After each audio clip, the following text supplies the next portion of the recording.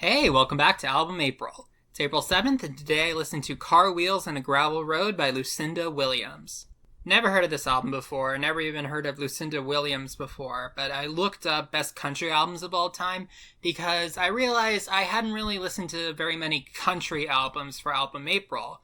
So I ended up with two albums, this and one that will come later on in the month.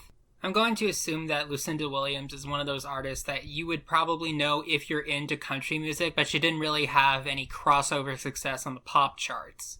Car Wheels on a Gravel Road was Williams' fifth album, released in 1998, and eventually would end up in the top 100 of Rolling Stone's top 500 albums of all time. And I don't really put that much stock in that list when it comes to quality, but it is a way to find albums people say are good. I gave it a listen today, and I liked it. I didn't love it, but I did like it. I remember hearing a quote from, I think it was Darius Rucker, who was talking about Hootie and the Blowfish, saying, "You will never need to search for any symbolism or deeper meaning in our music." And the songs on this album seem to follow the same philosophy. It is all very direct. There's not really much in the way of metaphors or symbolism or anything like that. And it actually kind of has a charming effect when you combine it with like the rootsy, stripped down feel of the composition. Lucinda Williams herself has a great voice for country. Nice little twang, very down to earth and worldly sounding.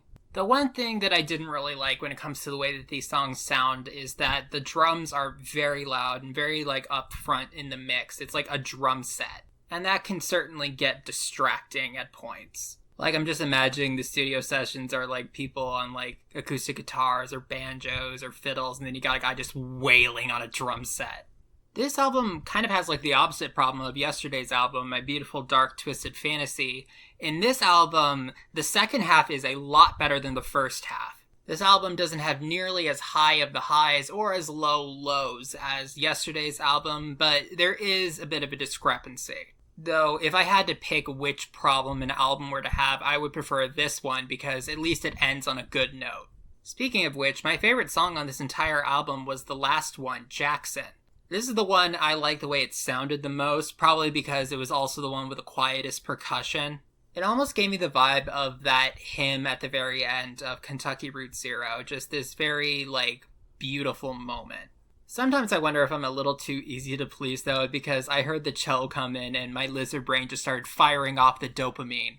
The rest of the album was fairly consistent in terms of quality, though I will give an honorable mention to Can't Let Go, which was pretty catchy. Though I kind of think that Jackson was the only, truly amazing song on this album. But on the other hand, there aren't really any bad songs on this album either. There's not really anything to dislike on Car Wheels on a Gravel Road, unless you just don't like country in general.